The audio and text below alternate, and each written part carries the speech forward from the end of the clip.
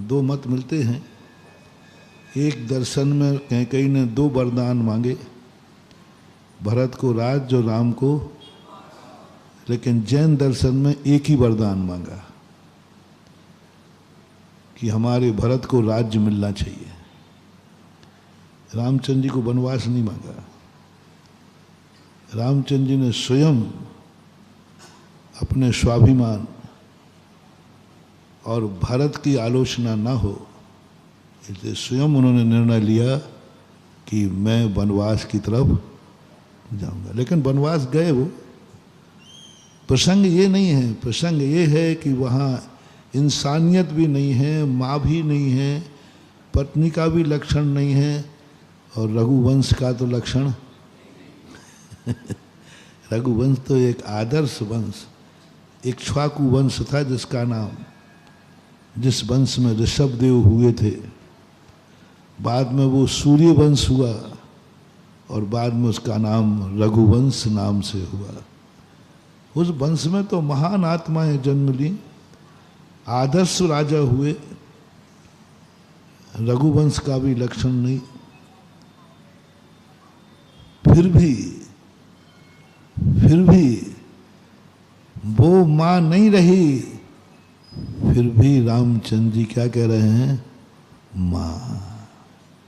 माँ नहीं रही, माँ के गुण भी खत्म हो गए, फिर भी रामचंद्र जी माँ कहकर पैर छू लेते हैं। ऐसा परिणाम यदि जगत में किसी का भी हो जाए, बस नोट कर लेना, यह व्यक्ति या तुम स्वयं भगवान बनने लायक हो, ये तुम्हें थर्मामीटर दे दिया है। भगवान किसी व्यक्ति का नाम नहीं है महानुभाव। भगवान एक परीक्षा है, एक योग्यता है। उस योग्यता को जो हासिल कर लेता है वही जगत का भगवान बन जाता है।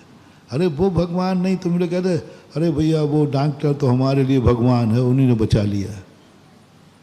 भगवान है, भगवान शब्द है। तो जिसको तुम भगवान कह रहे हो, क्या कभी में उसकी जिंदगी की कहानी में कोई ऐसी कथा जुड़ी है जिसमें उसने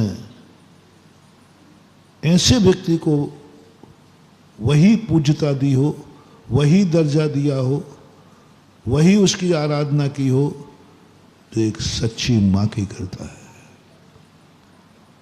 बल्कि रामचंद्र ने उल्टा और किया है। माता कौशल्या के बाद में छुए पहले ये और सुना है मैंने। ये और क्या है? कैसी थी ये आत्मा? सोच के रोंगटे खड़े हो जाते हैं। इतनी भी महानता होती है, इतनी भी सरलता होती है, इतनी भी भद्रता होती है, इतनी बड़ी महाशक्ति, और किसके सामने झुक रही है? एक निकृष्ट परिणाम करने वाली एक नारी के सामने इतनी बड़ी आदर्श महाशक्ति, कितनी बड़ी शक्ति झुक गई। कोई मान नहीं आया, थोड़ी कसाय नहीं आई, ईगो नहीं आया, जिसने मेरे साथ ऐसा किया मैं तो आज के बाद उसको मां नहीं कहूँगा। सोचो महानुभाव, तुम लोग होते तो अमराज आप कहो ही नहीं, आप तो कहानी सुनाते जाओ। इसलिए तो भगवान नहीं बन पा रहे हो ना, इसलिए भाग्यवान नहीं बन पा रहे। ये भाग्यवान बनने का लक्षण है। अपने दुश्मन ने क्षमा नहीं मांगी, क्षमा नहीं कहा, और वो दुष्टता पर दुष्टता करता जा रहा है, तुम उसे क्षमा करने का भाव करते जाओ, इसका नाम भाग्यवान है। और जो भाग्यवान है वही आगे जाके भगवान बनता है। इसे तुम्हारा अपमान मत मानो, इसे दुर्भाग्य मत मानो। ऐसा परिणाम जिसके अंदर आ जाए उसका नाम भाग्यवान है। बहुत कम लोगों में, बिरले लोगों में आता है।